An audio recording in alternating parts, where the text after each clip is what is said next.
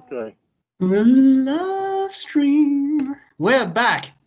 And Pierre and I have just spent 6 hours talking about all sorts of things, but so now we're going to come back to something.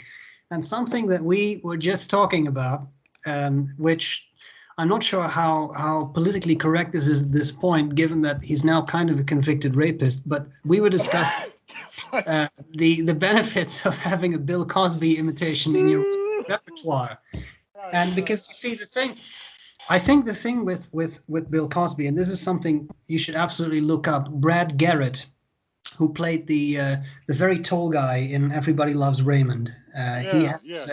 He has an amazing Bill Cosby impression. And at some point he was in a radio interview and he said the fun thing is with Bill Cosby that he's saying stuff, but you don't know where it's going. And that's true. So you get, he gives the example of, well, you see, the problem is the kids, you see, because they're on the other side door. You see, and my uncle Randy, and he came in through the door. How is this Dutch guy doing a better Bill Cosby than me, people? What is wrong with me? I've been black for 37 years, and I can't do a Bill Cosby to save my goddamn life. Well, maybe you have to. Yeah, maybe it's a matter of practice. Maybe you should every day when you wake up, you should just say "doll" and then see what you know. Listen, man. I did a report on Bill Cosby when I was in high school. I've been working on my Bill Cosby impression since before then. I got nothing. I got you see the peanut butter and the pudding, and that's not bad. How about pumpkin smile? You see? Yeah. So cool at drill speeds. Oh, zippity zippity zap zap. I mean, I get. Yeah, I know. But that's the thing, because you can get away with all these things saying, and it makes no sense, you see, with the Jello pudding. Yeah. You see that, and we loved him for that. Ladies and gentlemen, do you remember Bill? We used to love Bill Cosby. I know. He was amazing. When I first anyway, oh man, I don't even know where to get. Bill Cosby's comedy routines were kind of discursive, and that kind of a way of talking would hold it together maybe, but I don't know. It's I don't know. My Bill Cosby's never really been good. Well, in a way, I also find it interesting because let's get this straight, because I think that otherwise there are going to be people who say, oh, but so let's make this really clear. What he was convicted for is obviously wrong. Let's assume that he did all these things. That is all completely wrong. So I'm not trying to say that was obviously that's a terrible thing. When you said, right? I should start all my days, and my first thought was making somebody a drink. What are you asking me to do? Yeah, no, that could get you. No, 80-year-old man, he's in jail. He'll probably never come out. No, probably not. So that's probably not. That's not what I meant. But but it's bad. But what this does remind me of, because we Pierre and I also concluded that we basically we come up with all this stuff as we go. So one thing that this ties into for me is something that I think we talked about a little bit last time, but it's a hot topic right now in my mind. Is the whole idea of the cancellation culture. Like you do something wrong, and then you're canceled. Given what Bill Cosby has done, I understand. Again, this is, you can't even say it's not appropriate. It's criminal. It's a criminal act. It's a completely unacceptable act. But what you said, I think is very interesting, because yes, we loved his comedy routines and we loved the Cosby Show and we loved all that stuff. But now that is no longer a thing. I think now you can no longer really like it, and that I find it very difficult. And I'm making this up as I go too, because I'm still not 100% sure where I stand on that concept of cancellation culture. Perhaps I can help. You see, I've been thinking about this. I've had the luxury, in as much as you can say that one does, to be thinking about this for a long time, because I majored in music when I was in college, and you don't go very far studying Western musical history without going over anti-Semitism really hard. Yeah. It was a fad, and they wouldn't let it go. And there were anti-gay, anti-Jewish jokes all the time. Not to mention a little bit of homophobia. Hmm. Not to mention that. And so when you study classical music, Western classical music, you kind of have to figure out your position on this pretty soon. And maybe that had something to do with it, but I'm of the position that the man is not the art. The Hmm. man makes the art. The art takes on a life of its own after it's created. And if you don't like the art, that's fine. If you don't feel comfortable watching the art that the man made after you figure it out, that's your prerogative. But the art itself is there. Unless the art itself was the man, where you're like living artfully or something, which I don't know is Hmm. really art. Unless you're doing something like that, it's okay. It's fair game. So yes, I will listen to the music of Wagner. I I'm personal about the man. I don't think about the man. I only care about the music. I like the music of Rachmaninoff. Rachmaninoff thought that anti-Semitism was cool. I'm not down with that. Hmm. That's fine. Chopin had some anti-Semitic jokes that you can hear about from talk about what he talked about during his little Hmm. his dinner parties. You separate that aside, and the list goes on and on. All the jokes about Felix Mendelssohn being surprisingly capable for a little Jew. Right. All of that Right. stuff. Yeah. I'm not gonna I'm gonna begrudge Franz Liszt for saying stuff like that.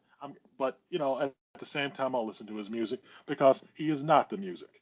Uh, and eh, I was suggested to read this book, My Life, My Work, by Henry Ford, and Henry Ford literally wrote volumes about anti-Semitism, Hmm. and you know, uh, yeah, thanks. Those are some good principles of running an automotive business, a manufacturing business. Yeah, but I don't need to buy into your nonsense.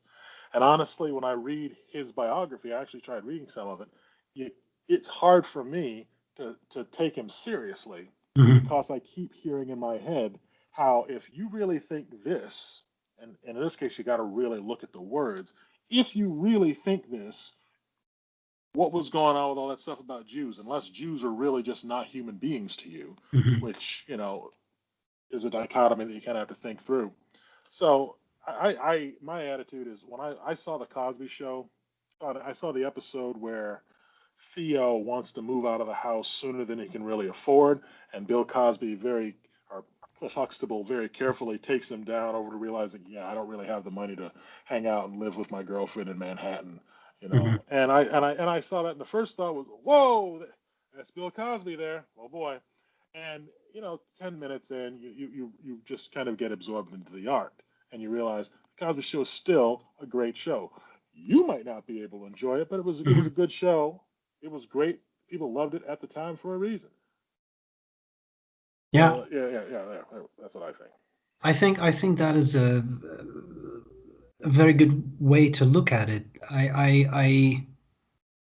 Yeah, the person is not the art. I think that's the best way to put it. Like I find it I find it strange to say, well, Bill Cosby made a joke and it was hilarious, but now we know that he's a sex offender. The joke is no longer funny. Like, you know what I mean? Like I don't think that like he has done things. I understand that you might, I think a lot of people would say that whatever he has done is completely wrong, completely inappropriate, completely intolerable, all those things. He should be punished for that. He should be in jail, all these things.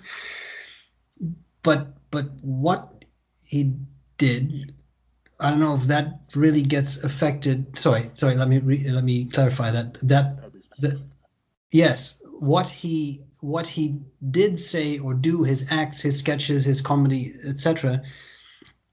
Is that now less funny, less good because of what he has done? Those are different actions in a very different context, which I also deem completely unacceptable. But then there is the art, and that's a different thing, I think. I feel. Yeah. Thank you. Sure, sure. I understand how that could be. This is a thing. This is like I said, I had the luxury of having to think about this for a Yeah, long time. yeah, yeah, I can totally see somebody not agreeing with me, and like I yeah, said, my position is, for example, in the example of Bill Cosby's comedy, the jokes might still be funny. You just might not be able to laugh at them. yeah, In as much as it's possible to even say something like that, which is not a fact, see earlier video, but a truth that I've come to accept. You know, I could totally see how some people just don't want to see him ever again in any way. And, yeah, they could say, yeah, when I found out what Bill Cosby was doing, he took something away from me that I wish I could keep. yeah, And I could totally believe that some people want to be able to watch reruns of the Cosby Show and enjoy it, but can't. yeah. I I could can see totally that see too. that. Yeah, Yeah, for sure. And it yeah, may also depend a bit. I mean, without getting too like too intimate or a personal thing, but I can also imagine that if you have a certain history, that this might be even more painful or evocative or triggering for you. So I mean, I also of sure. course fully respect that and would absolutely understand how in that case it would be completely different, and you would not be able, as you said, you would not be able to enjoy anything like this. Yeah, yeah, it's a real shame. When you see it's like I don't know who said this first, but like never meet your heroes. Yeah, yeah, Uh, yeah, yeah, yeah, you got to be careful with that kind of thing. It's a shame when they screw themselves out of, they take themselves off the pedestal that they clearly were on. yeah, Yeah, it's terrible. Everybody, word of the day: always do the right thing. yeah, yeah, Always do exactly, the right thing. exactly. No, Yeah. and I fully agree too. I mean, like I remember meeting you for the first time. You were my hero, and I thought, oh, he's only 7 feet, Yeah. not eight You're foot going nine. what? Like it's like, You, oh, you gotta let that shit go, man. yeah. It's like, oh shit, man. It's not what I expected. Like, but uh, it's never gonna be the same again. I will never have that image. Yeah, yeah, yeah, me huddling behind a lathe, where everything yeah, is just, oh, it's all so tiny, oh, and yeah, delicate, doopity doop yeah, doop doop. Yeah, all the yeah, machines in this shop are up on cinder blocks, so I don't have to hurt my back. Yeah, yeah. yeah, See, that's the thing. Yeah, yeah, yeah. yeah, yeah. So, what was Here's something that I wanted to quickly bring up because you mentioned art, something about art being the man or not. So here's something that I would like your opinion on.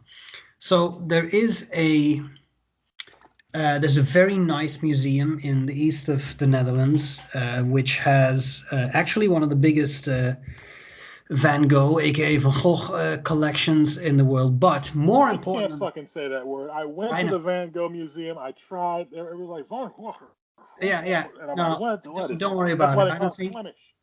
unless you are Dutch or have some sort of throat disorder, it's not possible to create that sound. So outside that museum, they have a beautiful. It's in a forested area. It's in a national park, and they have a beautiful sort of like statues and a garden of all kinds of things. And now here's something I would like your opinion about. There are, I think, three. I think there's three of them. It could be two. You have this little, you know what these things are like. You have a statue, and then you have a little sign on a little plaque that says this is the birth of the Virgin or whatever, something like that, right? And so there are three of these plaques that say, I think the artist's name is Stanley Brown, but I could be wrong. Here, a walk on foot by Stanley Brown of 3,524 steps started, and that's the art. So there is no, for the record, there is no photographs of Stanley Brown walking there. There are no footsteps or footprints. There is no video. There is just that at some point in time, Stanley Brown came down there, walked. Sometimes it's 741 steps, sometimes it's 3,000 steps, sometimes this is that. So the number of steps varies, but that's it. And I'm sure that he sold this to museum. I'm sure that wasn't an act of charity. I'm sure that was a no. But there is no, in my mind, there's no evidence. At least they don't show any videos on the spot. So the question now is, what do we think, Pierre? Stephen, don't ask that question. What? Is it art, Pierre? Pierre, do you think that is art? I'm not putting you on the spot at all, but is it or is it not art? Stephen, You see? I actually saw about 2 minutes ago. Um, uh, first thing, I'm just gonna have a couple of good laughs because yeah. Earlier today, um, I was going for a walk with my girlfriend, and we passed by some baby, and it was cute, and and she's like, it's so interesting that everybody was a baby. Mitch McConnell was a baby. Donald Trump was a baby. Mhm. And people when they look at cute babies, that they feel all these feelings, and all that stuff. And I said, it's so interesting. We know if we do any thinking at all, we all know that the fact that everybody was a baby, which is all babies are kind of similar, even though everybody is different and some people are despicable and some people are fantastic, we know that there's no meaning there.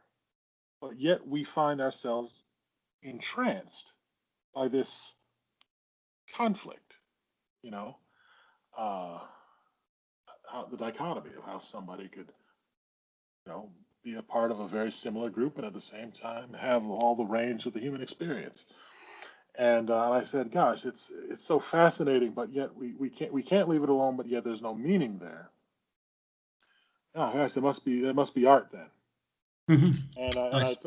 And I and she took issue with that. She's like, "No, I don't think it's art." I'm like, "Baby, didn't you go to Rhode Island School of Design, a famous American art school? Uh, yeah, all right, school me.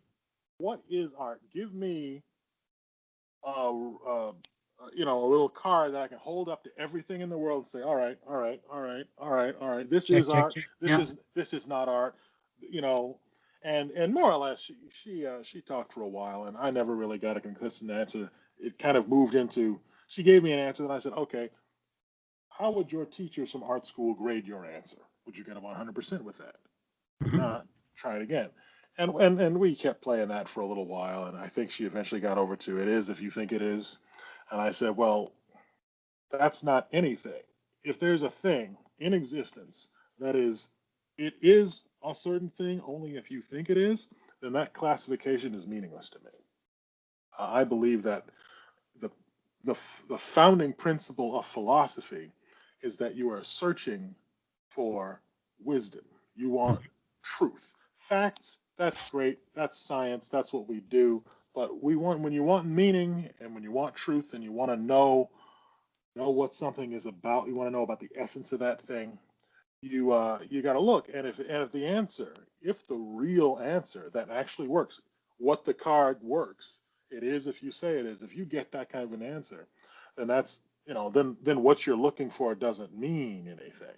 So my impression is asking the question, "What is art?" is a meaningless question. Mhm. Uh, it's not a question that brings us closer to wisdom. Yeah. It might it entrances us. It captivates our imaginations. It, in my opinion, hacks the human mind. Mhm. It hacks it the way you would hack into a computer without the password, but it doesn't bring us any closer to meaning because it is an artifact of language. This is how I see it. That we are always more capable of asking things that don't lead to meaningful answers than we are capable of asking, than there are questions that can lead to Mhm. meaningful answers. So the question, what is art? Like if I got that in college, you know, there's no answer. That's not just me saying, screw this. That's that they can legitimately call off unless they want me to just regurgitate what the person asking the question thinks art is. It's whatever you want to say because this is old hat. We've been working on this for a long time, and there's no really good answer. Probably the closest thing to a concrete answer that I ever got about what art is art is something. Art is anything that involves a learned technique. But uh, but if you talk to a craftsman, like there is a certain technique to making good. Not to quote a TV show, good hand sawn dovetail technique to make a Right. dovetail joint. Yeah. That it requires technique. Is that art though? Mhm. Uh, uh, I don't think so. But it depends on who you ask. It's beautiful, but it's knowing that leaves it's still in a gray area to me, Yeah. and to a number of people because if you ask a guy who makes wood stuff, it's artful. I'll give you artful, but we're just it's just a joint. There's Yeah. no there's no inspiration, and we think once you go down that path of, all right, well, if it has inspiration in it, well, then we could go over to, then you start thinking, what are all the exceptions? And every single thing that you can think of, there's always an instant list of exceptions to it that you would say baldly, at best, is gray area. Not necessarily not art, but definitely maybe. Yeah. And if you can't get conclusive, then I'm just going to pull out this is just a trick of language. It's like asking, can God create a rock that he couldn't lift? Yeah. Right. Yeah. You know, yeah. Yeah. So does that answer your question? Yeah. I think that's a fantastic answer to the question, because it's a maybe sometimes the conclusion is that the question that you're asking is the wrong question. Like it doesn't matter. Does it evolve? I once saw this. I once saw an interview with the director of a museum of modern art in the Netherlands, and it's Oh modern wow, art. So that's people have complicated views of modern art, and he said, of course, the presenter of the TV of the interview, of course, he asked the question of, but can't my 4-year-old niece do this? Right? Pointing at some sort of painting. Like, it's not that. Wow, you're the first person who ever said that, man. How original. But anyway, I thought that the answer of the director was very interesting. He said, yes, but she doesn't. And that's the difference. You could do that too, but you don't. And that's the difference. I thought that's an interesting way to look at it. Like, yeah, because then it is easy to say, oh, I can do that. I can go there and operate your lathe. I don't care that it's on 15 cinder blocks because you're 10 feet tall. Like, I mean, I can I just, keep getting bigger in these yeah. panels. You were talking about babies, and the only thing I was thinking about was you were probably a 4-foot baby, like this sort of massive Pierre being carried around. But like, like a fireman. So, yeah, yeah. It's just but I mean, but yeah, but then is it art? Because I can definitely see. I think there are pens that people make that are utilitarian objects, but I think there are pens that people make that could be art. Uh, right. I mean, when she said so after the talk, she asked me. Let me write something down because there was something I wanted to ask you a little bit. Yeah, she said, so what do you think of that statement? Do you think the statement that the idea was art? I said, well, I don't think that the idea that it's interesting that we get fixated by this thing while at the same time, not being able to draw meaning on it. I say that it's definitely an artful idea. Hmm. There's an artiness to it, but I'm not going to call it art. Me Hmm. personally, I'm not going to call it. So, full disclosure, I was playing devil's advocate a little bit there and maybe baiting the question somewhat, but no, I don't think that's art. Sorry, what were you saying just a moment ago? I feel like I interrupted you. No, no, I said you were a 4-foot baby, but I don't think I said anything of real relevance. Honestly, All right, all right. How tall are you, Stephen? We keep talking about how big I am, I don't and think I'm. I I've got. think I'm like 6'1" or something. Mm, mm, I'm not. mm. I'm not 9 feet. That I know for sure. I got a new water bottle here. You see Yeah, it? I noticed. It's like a It four it. gallon bottle, because you don't know. You think it's just like, but it's actually 4 gallons. Just that Pierre is like 10 feet. So No, no, it's actually you're overdoing it, Steve. It's actually 4 liters, exactly 4 liters. Well, there you go. See, this is what I'm talking about. This is what I have I to deal with. Like, I I mean, this I is was huge. at. Go ahead, go ahead. Damn it, go ahead. No, but it's just amazing. I just think it was amazing. But I mean, you like you don't understand. People don't understand. So Pierre, you go to a pen show. Pierre is sitting there. You think, oh, that's a pretty nice guy. But then he gets up, and then all you see is this, because the rest is just like the rest is just like, Saturn. yeah. It's just, yeah. Sorry, I Right? forgot about my Yeah. background. But basically, it's like that. There's somewhere up in space, and you're talking to Pierre. It's like, oh, hello, are you Pierre Miller? It's like Oh boy. it's okay. It's okay. I It's don't just a need you very to tell tall me man. it's okay. What am I gonna do? It's not like I Yeah, got there up there nothing you can do. hard work and dedication. Oh, I was getting a test done at the hospital once, and I ended up in a conversation with this guy just spontaneously talking about how his life is so Mhm. bad because he's short and women don't take him seriously, and how it would be so much better if he were taller and all of this. And I had to just take a few minutes. He's in his young guy in his 20s. He looks good. He's got a handsome face. He's Right. well built. He looks good. And I'm like, realistically, you look great, I think. Number one, you look great. I wish I had that body. It's great. But remember, if you were taller, you would still be you. You would just be bigger. There might be changes, but I'll quote you what Jonah Falcon, I think a washed up actor ish. He's not washed up, but he's known for having an exceptionally large penis. He says, you'd still be you, only with a change. You Right. might change eventually, but again, you're still you, and you're you right now. Just live with yourself. But yeah, I don't know. No, I think that's a very Always, fair point.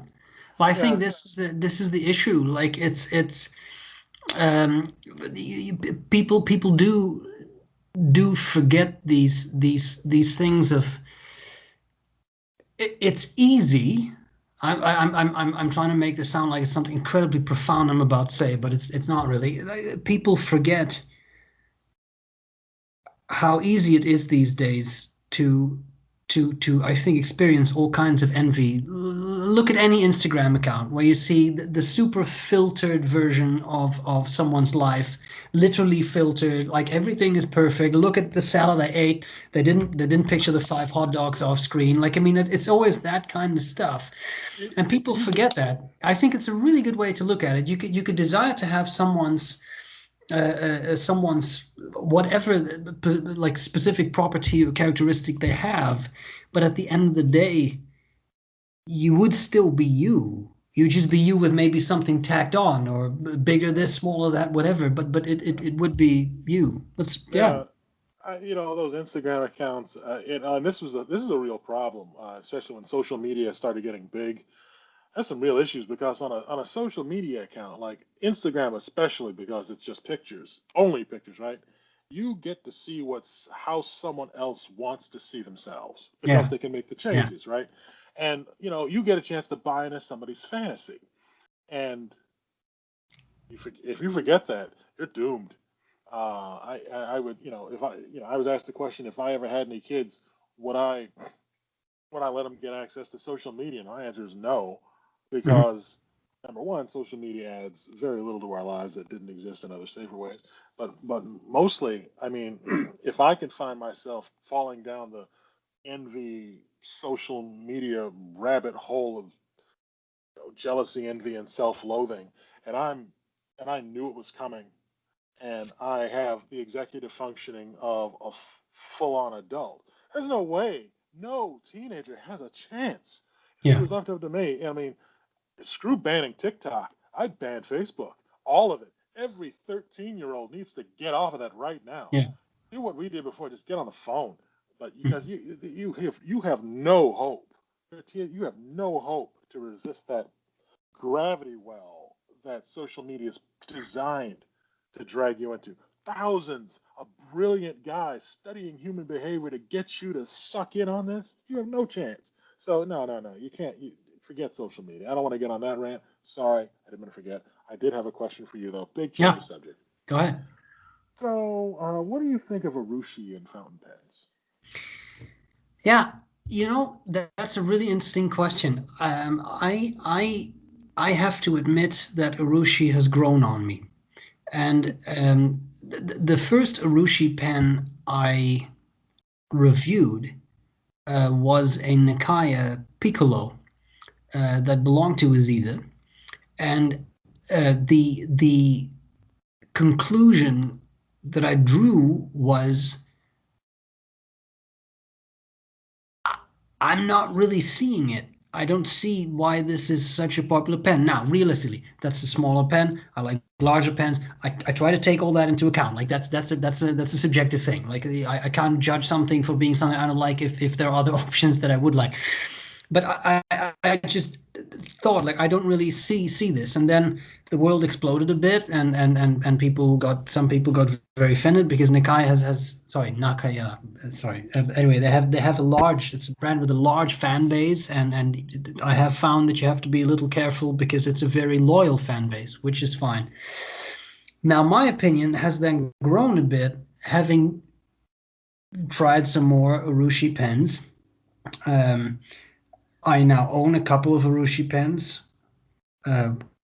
One, two, three, four. Four Arushi pens that I'm quite fond of, that I really like. What I really appreciate is the I have learned, and that was initially a gap in my knowledge, and that's why I was maybe harsher on that first Nakaya pen than I should have been. I have learned the artistry involved and how difficult it is, and how if the humidity is wrong, then everything can go down the drain, and how all the layers have to be polished, and then etc. Why does it matter though? I know this is a terrible question, but I just don't understand. I know it's hard, but is it difficult just for the sake of being difficult? No, I think there are many. I think there are many. You can definitely raise that side of the argument that there are many techniques that are difficult. We have someone in the Calgary Pen Club who is a furniture restorer and who recently obtained a lathe. He knows a lot about wood and how to process different kinds of wood. He started to fiddle around with his lathe. He did take a one, like I think a one session class on how to turn pens. And he described how he put a piece of wood on it. Basically, it exploded. Pieces of wood flew everywhere, and there's a learning curve. Does that mean that using a lathe is less impressive than being able to do Arushi? I don't necessarily think so. They're two different things. It's just that at the end of the just learning the technique of wood turning by hand, you end up with the wood didn't come this way. You turn it into something interesting looking.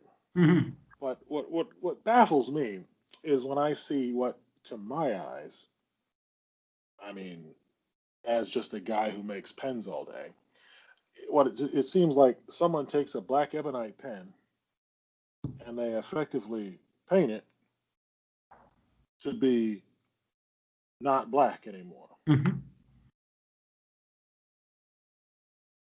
I just don't get the value in that. Where's the value added? Well, it was nice Other than talking in to the you, work. but I'm leaving Oh, now. No, no, no. I'm just kidding. Yeah. No, no, no, no, because you're 12 feet, so you would beat me up.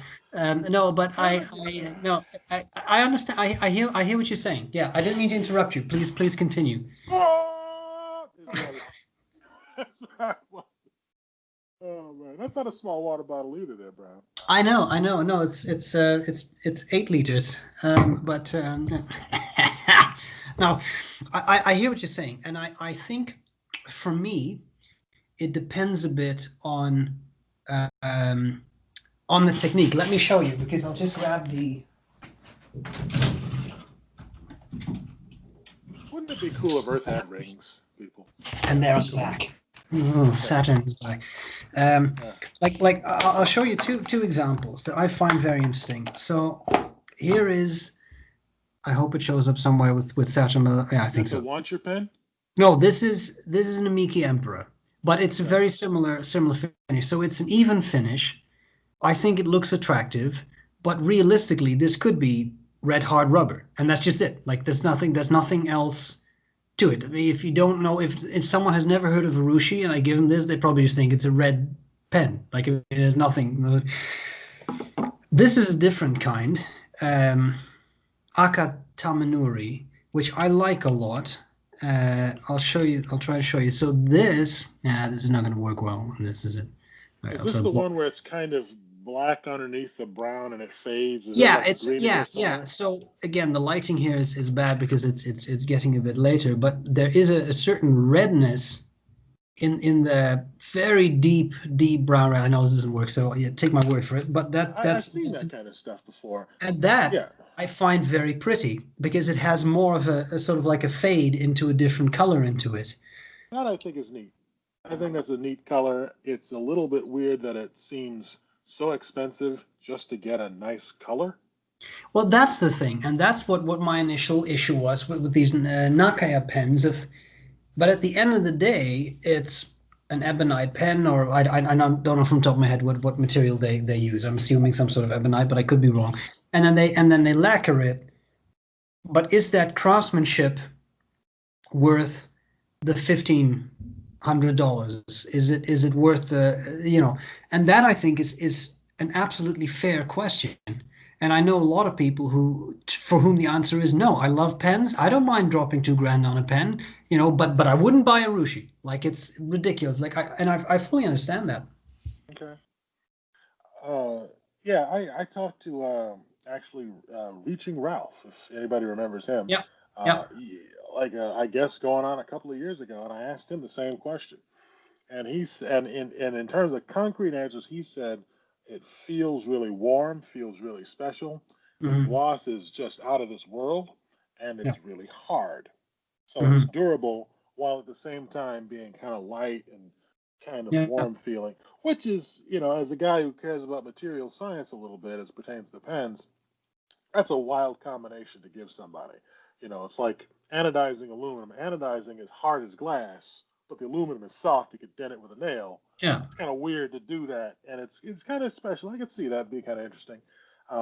But for me, it's a little expensive for that. But it's I guess I that I could it's I'm still kind of confused because some of it, like I've seen a lot of maki where they not Arushi where they Arushi over the threads, and now you got this kind of expensive bulky pen where all the sharp edges are kind of smoked over a little bit, Yeah. and the threads don't, and the threads stick, and I feel like a pen should be an example of functional art, but when you cross too far away from the functionality side of the room, it starts to make me think that somebody got a little self-indulgent, Yeah. but which is almost always bad. But I'm just confused. That's you answered my question, I guess. No, and but another thing that I find interesting, and that is something that I raised as a discussion point when I did review that Wancher pen, because that Wancher pen, whereas let's face it, the average Urushi pen, you're talking 4 figures, like it's a 4 figure pen, but then the Wancher pen is I don't know, $350 $400 something. So then my question became, how? How is everybody charging 1,000, 1,200, 1,500, $2,000, and they do 300? Is someone cutting corners? Are they doing this? Are they having a quote unquote second rate artist do this? I'm not trying to offend anyone. I'm just saying, like, at some point, the cost, like, someone is cutting the cost. And it turns out they're using some, if I remember the story correctly, the story was they're using a retired guy who's just doing this for the love of doing it and doesn't charge like the premium anymore because he's retired. He doesn't care. If that's what it is, fine. But then again, so it can be done cheaper. It can be done No, like the cost. no. I was actually thinking in my head that there was a cartel. That there Right, was basically everybody who does Arushi knows each other and agreed on a certain price, right. unless you get somebody who's off the grid. And there you go. Yeah. I could totally see that, but it's a little rough to build a business about that. But I think I could see it that way. I can totally see We're, that. I think that the truths we uncovering here today, like art, it ain't real. There's an Arushi cartel. Like, I mean, Bill Cosby impersonations. Like, I don't. This is one of the best nights of my life. Like, this is one of the weirdest things I've ever been in one conversation, but I love it. Oh man, well I actually haven't gotten all my questions yet. Well, As go you were ahead. talking, I had a okay. So first question I had, I wanted to ask you about Arushi because it's been baffling to me because Yeah, like one thing that I've been missing in this pandemic is missing pen shows, and I really love a good pen show. yeah, yeah. And I've been going to pen shows for years. I would go out, I talk to people, meet new people, and there's always a hey man, look what I just got, and I think that's great. Open them up, and people are just losing their cool over some of these pens, and it's always been just so puzzling to me how people could just sit so jazzed about what to my eyes looks like a very expensive glossy pen. Yeah. And it's like, and we're talking like featureless, not Mhm, even that great pen designs, mhm. like where there's that gigantic step between the grip Yeah, section and the barrel, the yeah. threads are glued over. It's like you took a like what if I went out and I artfully took a Mhm. normal, like if I took a Twisby Vac 700, Yeah. dipped it in really good quality latex paint or say Mhm. epoxy paint, cured it Yeah. carefully, I could do this. And I'm Yeah. like, I just don't, I'm just, but I am not entitled to understand everything that everybody chooses to do with their lives. I know that. I'm just confused, and I like any kind of help that I can get. No, and I Um, think it's completely fair. I think it's a completely fair point, and I also completely agree that it's just not for everyone. And I think it's have you perfectly fine. you remember? Have you heard of this new thing where people are like polishing aluminum foil balls? I don't think I have. They'll get a ball of aluminum foil Mhm. crumpled up, and you Yeah. smash it, and you basically just compress it, and you just rub it in your hands Mhm. until it looks like chrome. Right. Okay. And and this is a thing that people do, I guess, in their free time, and I guess it's elevated to an art form, I guess. Most likely. And that was another thing that just confused me because I think, where's the value in it? And I think that question is always there with art. You can ask that almost anywhere. I'd play a Beethoven sonata for you, and like, you just took up 18 minutes of my time. What'd you do for me? I guess that's always the question, but that one is, Arushi was staggering me a little bit. This follow-up question I had is, what do you think about Maquis? And that's a little different, I think. Yeah, yeah, no, that is very different. And the fun thing is, I think Maquier also is an incredibly skillful art, a form of art. I really believe that. I remember being in the Madrid pen show, and there's all these people with all their pens, and there's Sarge Minhas with his 5 tables and 500,000 pens and that kind of stuff. And then there was one guy who had 10 pens, and it was just 10 Namiki emperors, and they were all Maquier. So that was well into five figures, just those 10 pens. Um, when I say five, that may be conservative estimation. Anyway, Yeah, so I was that just was, thinking that. No yeah, offense. probably six. But anyway, fascinating. And the interesting thing for me personally is, although I understand why Marquier would appeal to people. I have a friend in the Netherlands who loves owls. He has a Marquier pen with owls on him. He Hmm. loves owls. I mean, I see it. It's beautiful art of owls. I would never buy it, but it's beautiful art, and to him it's special because of that theme. I can see that. The interesting thing is, for me, that does nothing. I like the Arushi. I wouldn't go out of my way to buy an Arushi pen. I don't like it because it's Arushi. I like those pens because of the models, honestly, that I have. But the Maquis, I don't see, even though I think it is a fantastic art form to be able to with the curvature of a pen and drawing like painting in miniature. I think it's fantastic. Not for me. Sure. The Maki, I feel like, ironically, I think Maki is an easier sell on someone because, it's like if you're going to spend four figures on a pen, selling somebody a piece of Maki versus just a Urushi lacquer Yeah, finish, yeah, I could see the Maki, it's just, I don't know, yeah, somehow it seems more accessible. That's the word we use yeah. in music, accessible. Okay. So I had, I guess, two questions. I guess I could ask the last one first. I was bringing up, so we got to come up with more stuff that we disagree about because Yeah. that would make mine much more interesting. And we got to talk about the Supreme Court of the United States. Um, we got to come up with something on which we disagree. And also, I had a question. What did you think? Did you see the answer I put in the comment section to your video? Why are we so attracted to expensive pens?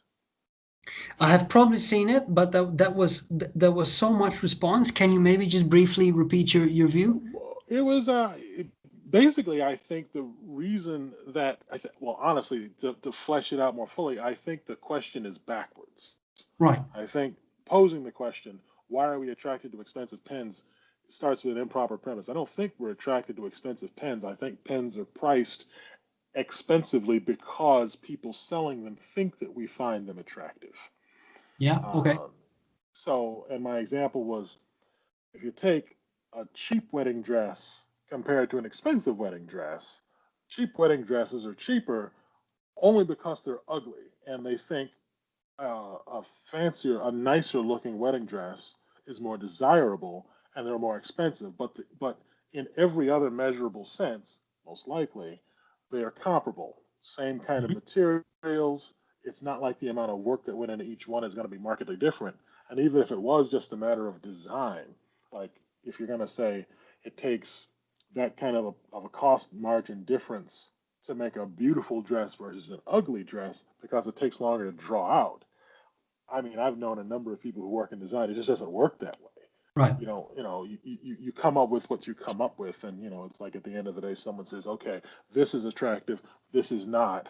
Let's sell this to sell. Let's get as much as we can." So that was kind of my way of thinking about it. Yeah. Yeah, I saw your video about that. Interesting question that I think whose premise is a little bit wrong-headed, and I think one of the people who got the question over to you had a number of things to say, but I wasn't able to Yeah. make sense of her response. Yeah. No, I think yes. I think it's an important question to ask yourself too, and I think it's I hear what you say. I think what's interesting. I mean, looking at pens.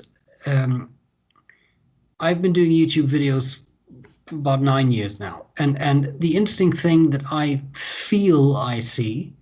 I'm not talking here about super fancy Mont Blanc limited editions. I'm talking about the luxury pen, the fancier luxury pen, but not necessarily a super limited edition. What I find interesting is that the prices have changed considerably in just the time that I have been interested in fountain pens. And at some point, I had a brief discussion about this with Peter Leywine of Leywines in Toronto. It's a pen store in a fancy part of town. He sells high end pens. A very sweet guy, and he said, a couple of years ago, an expensive pen was $500, and then a really expensive pen became $1,000, and we all, as vendors, thought, ooh, $1,000. I hope someone's going to purchase this. He said, but now people walk into my shop and they put $2,000 on the counter for a certain pen, and it's become an accepted thing, like a fancy fountain pen, 2 grand right there. And I think that you see that. I have seen that happen as well. Like, oh, it's $500. Oh, $1,000. And now I see all kinds of pens being launched that are not particularly limited, that are not, but it's $2,000. So I think the market of pen users, as long as we all agree, companies are going to keep doing that. Yeah, yeah. Next is going to be 2,500. Then it's going to be 3,000. Then it's going to be 4,000 because people keep paying the price. And that I find very interesting. And I mean, I like that there also are companies that keep emphasizing, oh, it can also be affordable, and it can also be, you can also have a handmade product that's $150 or $200 or something that is a tenth of that. You know, Yeah, so I find it difficult. And I struggle with it because I mean I see pens, and I don't want to single out any single company simply because I don't think that would be. I think that would be mean. But like you look at some of the pens coming out, and you think, okay, maybe it's a somewhat rare material, but I don't see $2,000 of value in this particular pen. And I own some expensive pens, so I'm not one to talk. It's also a personal thing, right? Maybe for someone that is absolutely, but where does the number come from in the first place? It's not the manufacturing costs in a lot of these cases. So then it's, well, this is what pen users pay. So yeah.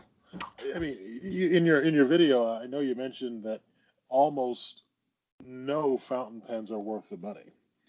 yeah, that may have I, been a I bit too harsh, I but thought it was a bit harsh, but yeah. I've been like I've been going to shows for years, and I remember a few years ago talking to people saying more or less like when the question of price comes up, and that's a fascinating conversation to get into with anybody who deals with pens. Yeah. Yeah. Um, I say that, my opinion, it is really hard, in my opinion, to justify your cost for selling a pen, and assuming that there's no gold involved. it's just the pen.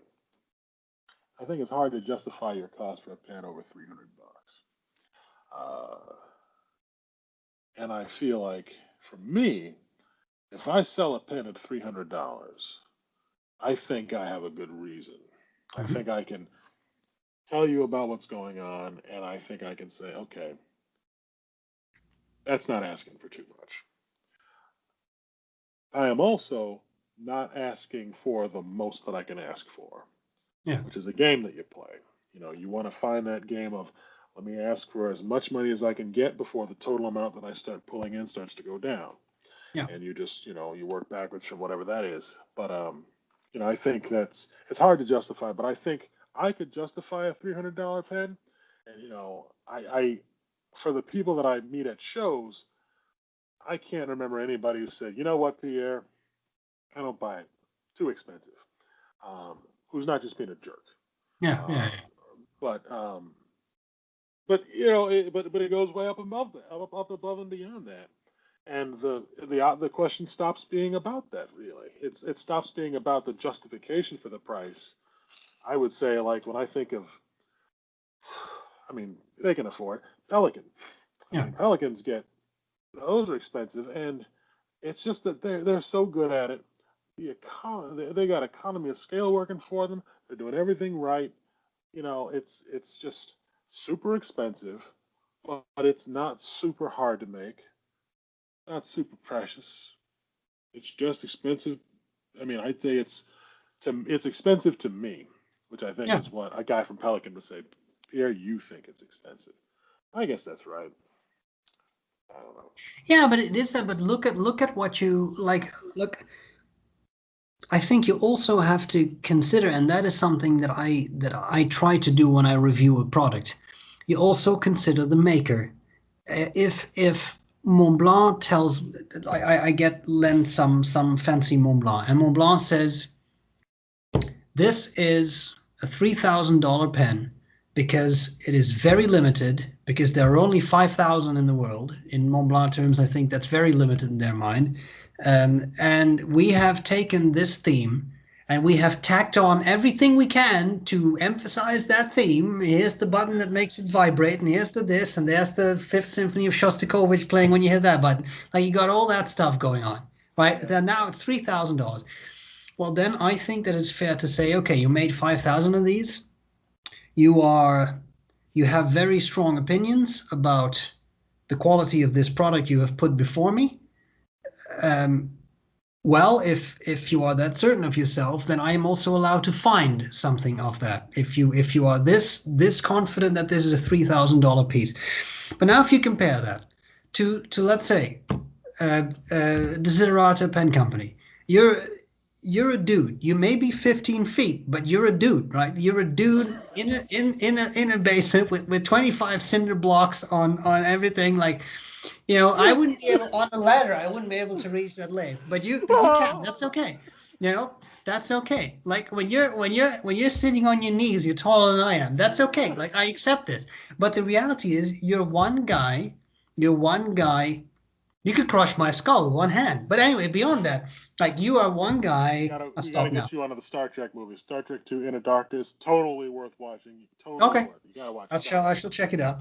But this is different. If you are one guy making a product that you are making by hand, you do everything by yourself, you do everything, and then you charge something that is not even close to $3,000, then I think that is a different scale. And that doesn't mean that I would judge you um, more kindly or trying to be nice to you, but I do try to bear that in mind. Like, what is the company? Are you doing something that's truly special? What you are doing, what you have done with the dip nib inserts and such, making that into a fountain pen, I think is very nice. I think that is something that there was that sounded really weird, like it was really nice. But I mean, like there's a market for that, there's a demand for that. You do that, you put a lot of effort in it, you put a lot of time in it, you've done a lot, you spend a lot of time on research and development, and I know you have. But that to me is then different than saying, okay, we have this designed, now we have the machine that churns out 5,000 of these, $3,000 a piece done. I always feel a certain tension there. Yeah, it's like I said, you'll always get into an interesting conversation with somebody about this, and the more they can say about it, probably the more they thought about it. I know people makers will come to me and say, "Shows, Pierre, you got to charge more." Um, don't know what's behind it when they say that to me. That's one thing.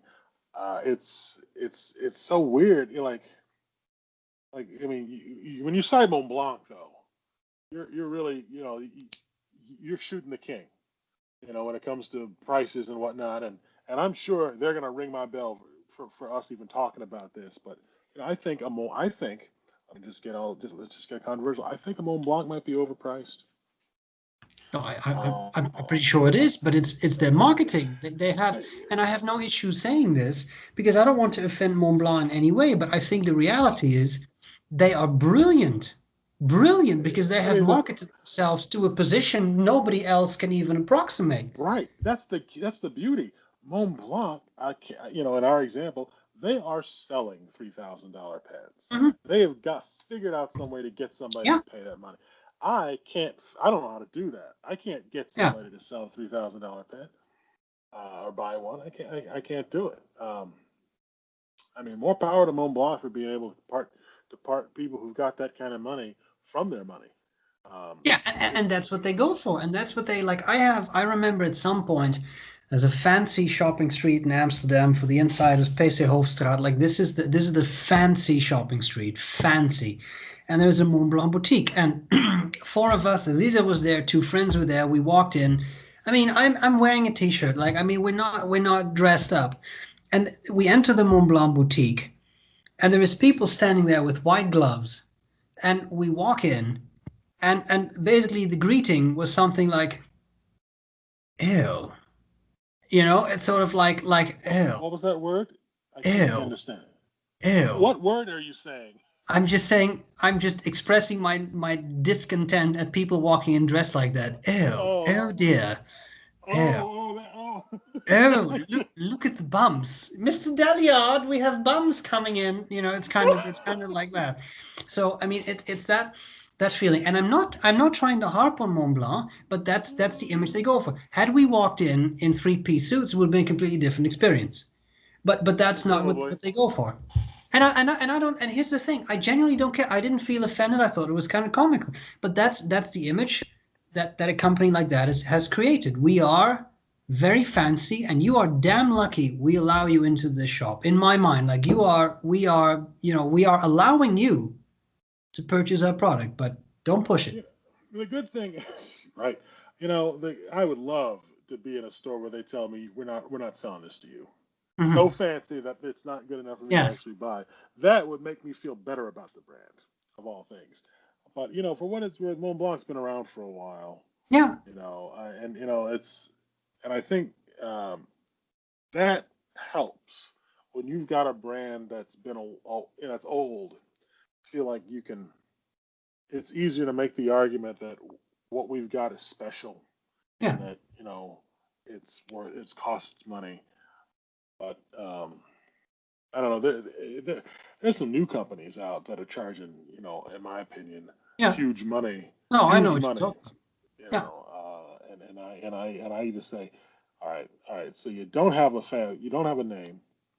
What? Forget what you don't have. What do you have? You got branding, and Hmm. you've got the idea that if you Yeah. just stick to your line of branding, that you're Yeah. going to be getting people to fork over all this money.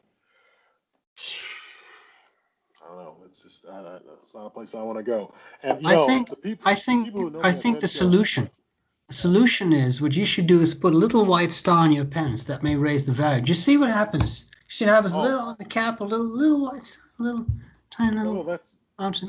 I'm going to take that personally, Stephen, and say that you don't like me anymore. You want me to go to then I'm not even going to make it to jail. I No, won't even make it to jail. no, You'll find out the king of the Desiderata Pen Company was found strangled yeah, in yeah, cement yeah, shoes last yeah. night in the Chicago River. With a little suicide note that he was he regretted his life choices and putting a little white star on it so much. And he hated his life so much that he wrote it in pencil. Yes. you know, He couldn't. Yeah, It's yeah, also not really his handwriting, but but still, it was very touching when we found it. Yeah. yeah, yeah. There was a guy. What's so interesting? This is how you know you've made it. Just to throw a little respect Mont Blanc's way, like they need it. There was a thread on Fountain Pen Network years ago with a guy who made a fancy wooden piston pen, and it was nice. And at the end of it, he wanted to dress it up, so he put a little six-pointed star on the top of it. Mhm. And everybody's like, "No, you can't do that. You can't do that." Yeah. And it was funny because to him, that six-pointed star just meant it was good. Right. Right. Right. That'd be so cool to get to the point where where your brand means good.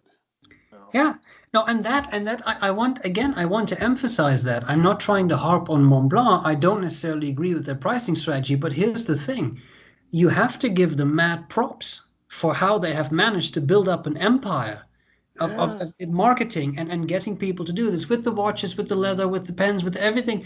I find it very impressive. It's not necessarily my brand, it's not necessarily my pens, but I cannot but respect them for how they have managed to do that. I genuinely believe it's impressive.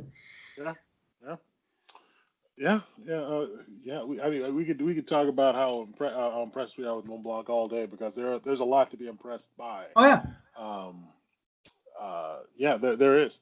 Uh, a guy I know from a pen show um, once told me what their profit margins are like from retail. right.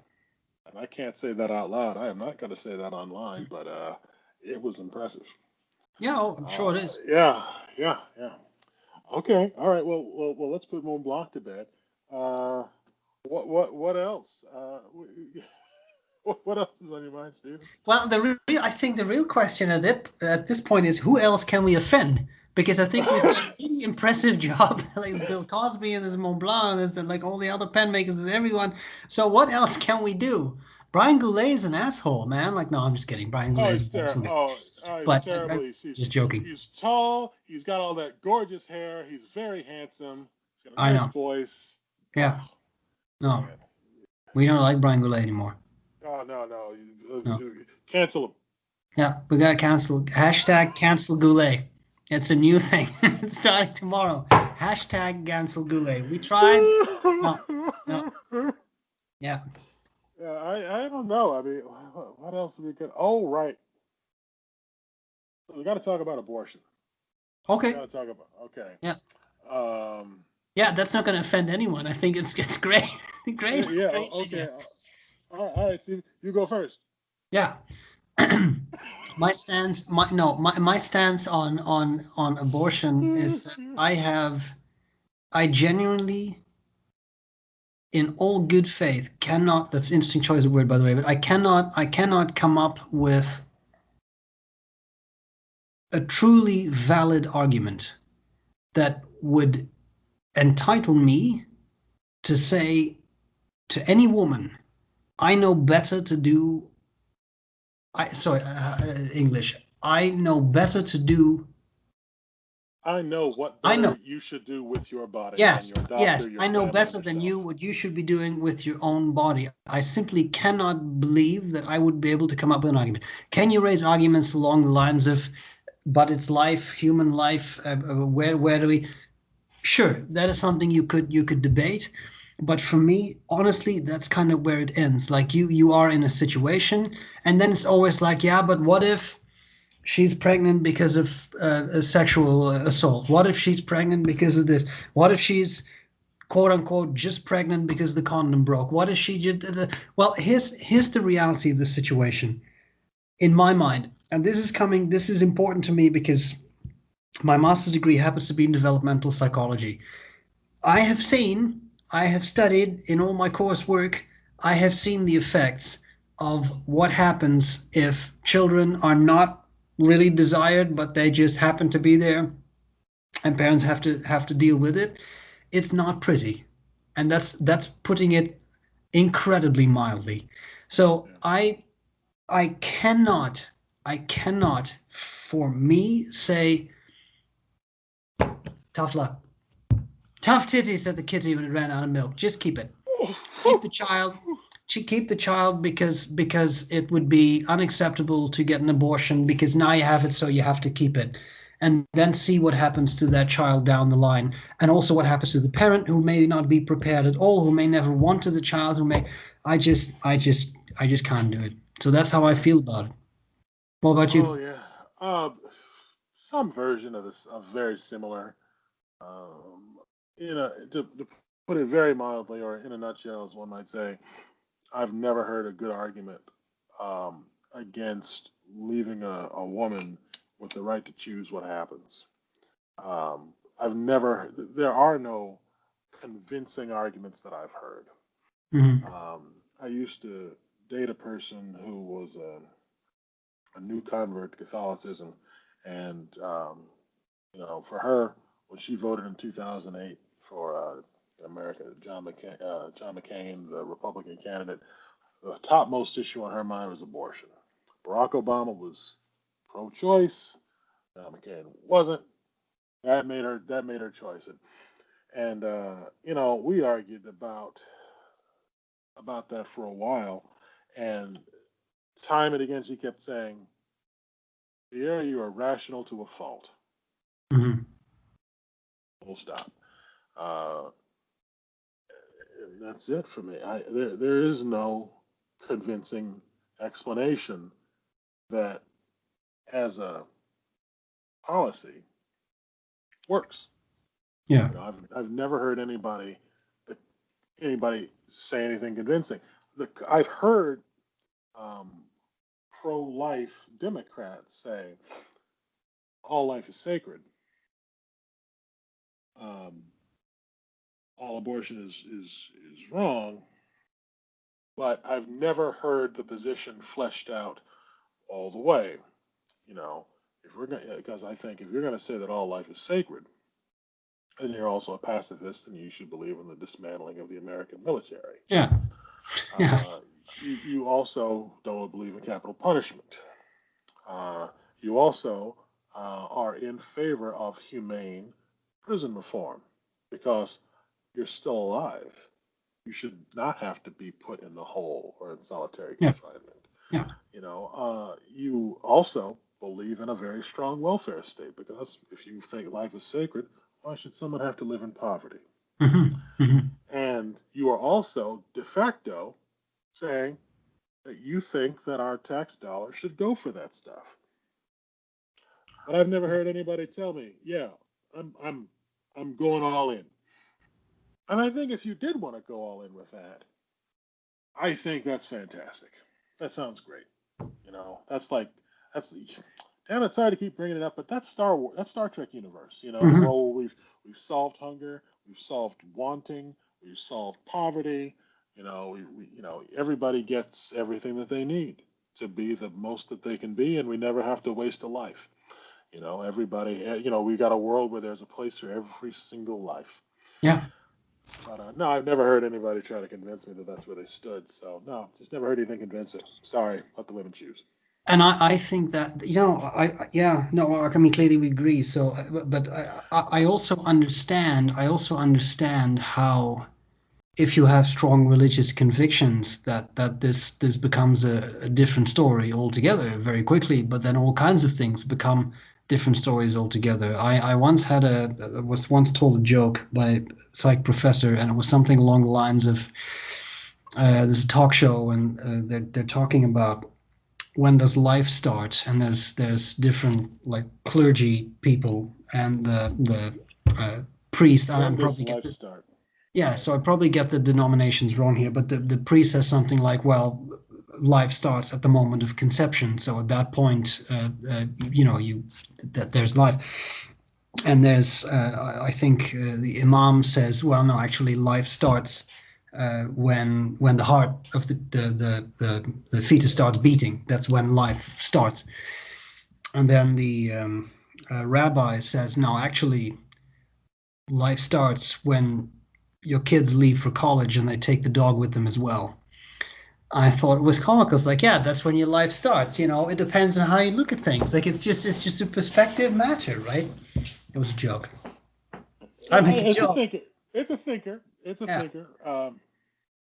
Well, And anyway, I I don't mean to I don't mean to ridicule anyone either. Like again, as I said, I understand that if you have strong religious convictions, and this all of a sudden becomes a completely different story because then you deal with sanctity of life and all kinds of other things that are very different. But I struggle with making that supersede.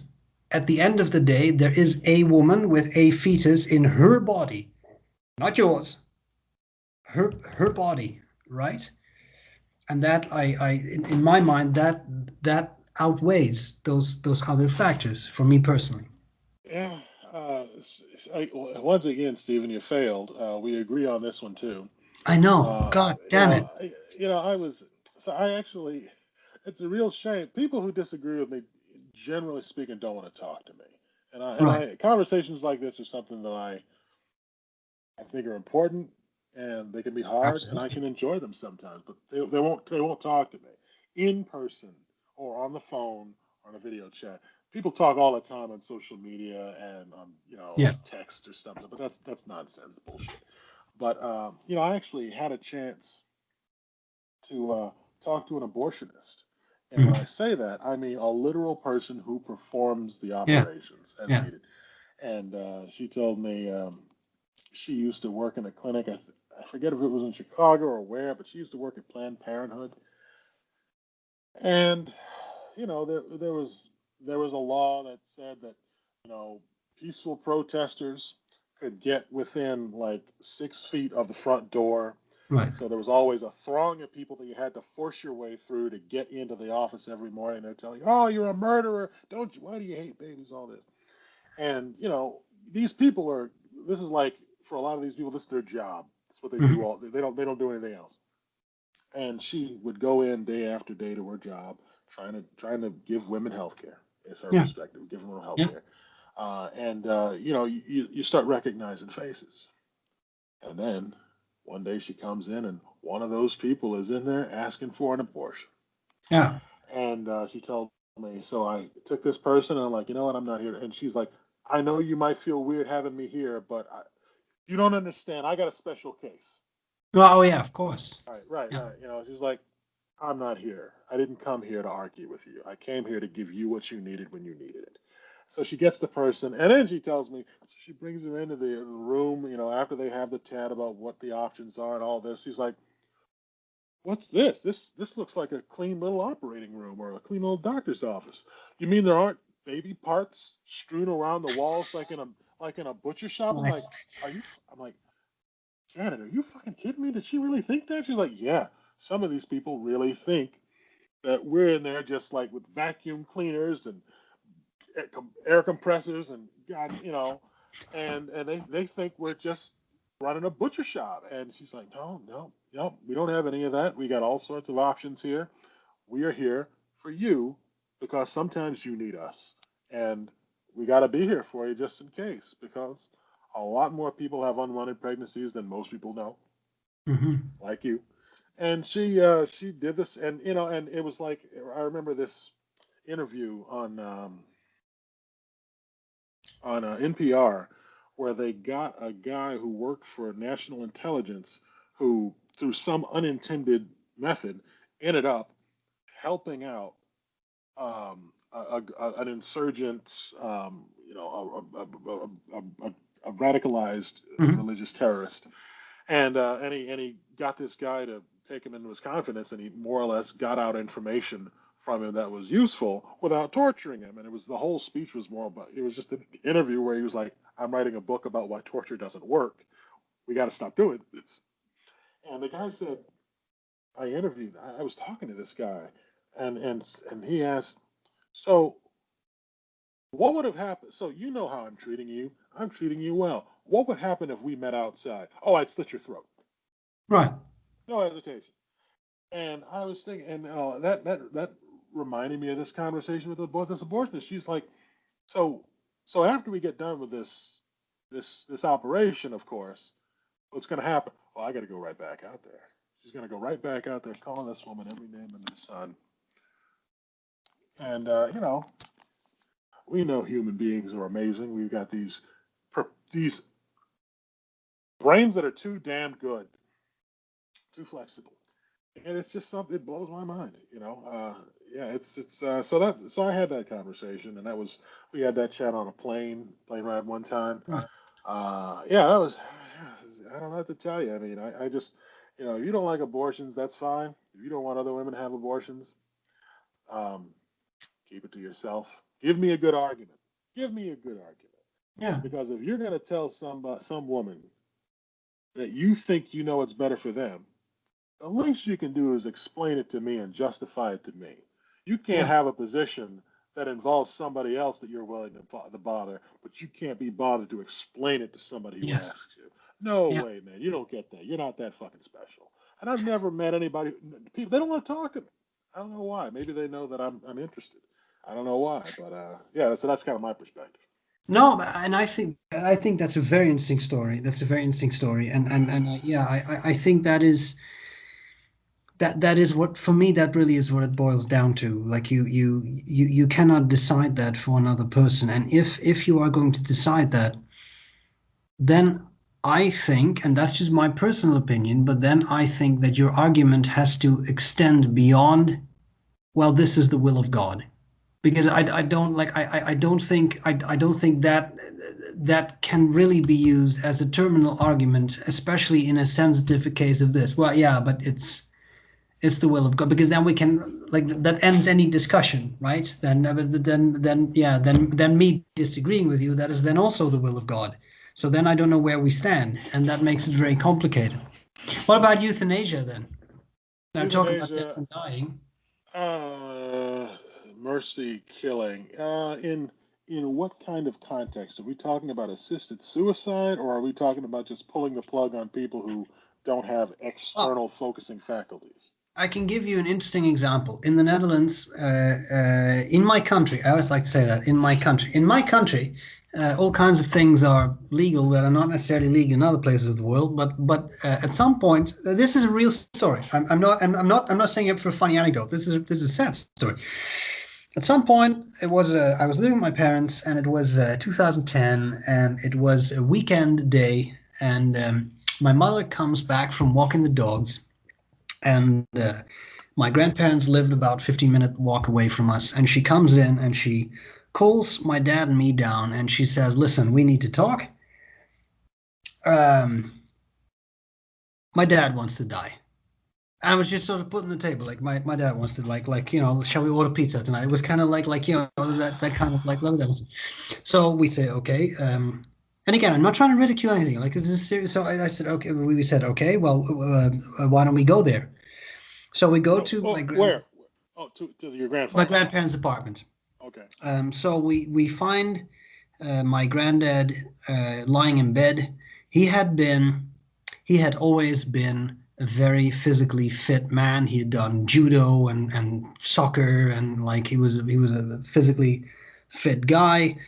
He always drove his car, and like he was sort of, I think, a bit of the generation. But like, if you driving a car, that kind of determines your manhood. Like, once you have a driver's license, you're a man, like that kind of thing. But he couldn't drive anymore. He was losing coordination. He had to give up his driver's license. He was starting to fall when he walked. He was getting a bit wobbly, and he had to use a walker, initially only outdoors, but then also indoors. He was starting to complain of weird pains in his stomach, and he was. You have to also take into account, like, he was 91 years old. I mean, it was not like he was 65 or something. So he was older, and he was cognitively, he was sharp. He was sharp. He was not suffering from dementia. So we talked to him. We say, well, he's lying in bed. We say, well, what's going on? He said, I'm done. And this was a man who was very clear. It's the only person I know who smoked a pack a day, and the next day said, I'm done. Never smoked again without any issues. Which is that kind of guy. He said, life, I'm done. I've seen what I want to see. I've got all these things. I'm done. And we said, okay. Well, what do you do? So in a nutshell, cut the story short, but we called the doctor. It was a weekend, so we have a slightly different. We don't have walk-in clinics or something, so you have your doctor, and on the weekends they rotate shifts, so you don't get your own doctor necessarily. So got another doctor, and the doctor said, well, I understand the issue. I'll come over now. He came over with a paramedic, because there have to be two people to judge whether the situation is appropriate. That's Dutch law. And they talked to him, and then they talked to us, and the doctor said, "Listen, I hear I've heard the case. The gentleman seems very certain of this. What does the family think?" Yeah, what do you say? Like, well, I don't think Grandpa's ready to die, or like I think like is that my call? So we all said, well, yeah, honestly, if he's done, he believes he's done. Again, he's 91 years old. Yeah, it's his choice. So then we're okay with it. And in a nutshell, what they do is they don't like. It's not that they at least not in the Netherlands. They don't give you a toxin or but what they do is they give you a very serious shot of morphine, and they give you you don't have pain. You kind of fall asleep. A very strong sleeping agent, and over the course of the next days, you are basically, you could say, in sort of like an artificial coma, and you stop eating, you stop drinking because you're in that coma, and you just in a couple of days you pass away. I think that's the kindest way to put it. There's no pain because they keep up the morphine and all that. So but that was it. I know that for some people this is a very taboo thing to talk about. It's not for me, but in any case, that was it. And I still believe that was truly his choice, and that he was truly done with living, and that he didn't want to go on anymore, and that's what happened. What do you think about that, Pierre? My first thought was, as you were telling me the story, I thought, and might as well, I'm American, you're not, so I can get political on this, and I know where Yeah. I'm coming from. My first thought was, holy shit, this must have been a white guy. I Oh yeah. mean, excuse me, my first thought is, holy moly. So basically, you in America, you pretty much have to be a white man to be able to basically say, I'm getting old, I don't like it, it's too much for me, I've had enough. Yeah. Because everybody who's not a white man in America, one way or another, has taken so many hits. They understand that life isn't always comfortable. Yeah. Yeah. I mean, that was my first thought. So, Yeah. That's a good. not to take shots at your grandfather, No, but not taken as such. it takes it takes a special point of view to just be able to say, I've, because it sounded like, so basically you're getting old. You're getting old. Excuse me, you got old at 91. Yeah. I would say, write it out. If you're getting old at 91, you might crack 100 easy. Yeah. He might be one of those people who could get up to be like 115. That'd be so Yeah. cool. But again, I think a person should. I actually have a really really good friend who I miss a lot, and I don't get to see him much because he's kind of depressed right now. Long Hmm. story, but he's getting old. He's getting old enough to where age is wearing on him Yeah. for people who aren't in perfect health. But you can't outrun those telomeres, man. They're gonna get shorter no matter whether you like it or not. Yeah. And he he's struggling, but I tell him, no matter what any of your family says, I think, and a lot of people don't agree with me, I think everybody should have the right to die in their sleep in their own bed. Yeah. um, and the idea, there's once again, there is no rational argument that I've ever been able to find for why someone else should be able to tell you what you should do with your life. They can't do it when you're in high school getting ready to go to college. When you say, what should I do with my life? I can't tell you that. There's 1,000 times between birth and death where people are happy to tell you, I can't tell you what you should do in your Yeah. future. Yeah. So there's no way that somebody should be able to say that you shouldn't take yourself off of the face of the earth. Probably, you know, don't do it because I need you is a selfish reason, but Yeah. probably a good one. I mean, that's Hmm. fine. That's a good answer, but all the other ones fall flat, I think. So I think if you want to be able to, I mean, if you want to, you need to take yourself out. Nobody's a better judge of that than you. Yeah. Um, yeah, I don't know. that answer your question? I mean, I Yeah, think, no, I think yeah. so, and I think, I mean, given your opinion on abortion, I would be surprised if you would say something different from what you just said. I think it's a fair, I think it's a fair point, and here too, I think it is a matter where, um, if religious feelings come into play, then all of a sudden that thing is so huge. That's what she said. Uh, the Oh, I'm sorry. Hold on, just 1 second. Let's try that again. that thing is so huge. Nice. I'm sorry. I'm sorry. Well, it's like it's late. It's like 10:30 at night. I'm tired, so I didn't get it on the first try. So plus I had like a lot of water, but I know. for the You will purpose. just do multiple takes. Yeah, we can make it work. So yeah, no, but when religious feelings come into play here, I understand, and I would also emphasize. I also respect that if someone says no, because I believe that my life is a God-given thing, and I cannot, I could not end that because that would be against the will of God. Sure, I hear that. I respect it. It's not my opinion personally, It's but I, you know. that Catholic girlfriend kind of phrased that to me. Like phrased it to me. She's like, aren't, oh, about the abortion thing. But Mhm. aren't you glad you're alive? And her, she wanted to get to, well, you should show some thanks for it. Is where she was going, I think. And my perspective was, I didn't always feel this way. I don't always feel this way. I'm not Yeah, always glad that I'm alive. And she had nothing to say. But she was one of the smartest people that I ever dated. And either she was quiet for like 10 solid minutes working on how to process that. yeah, And really, and seriously, if anybody tries to give you the argument of, oh, suicide and euthanasia aren't any good because it's against the will of God. Last time I checked, if God is really omnipotent, you're not going to be able to do it. If He doesn't actually want you to do it, it's not going to happen. nice. It's not going to happen. So, no, It's it's nice. actually not the It's will a of nice God that argument. you're alive. Yeah, Yeah. yeah, yeah. Right. Abortion, euthanasia.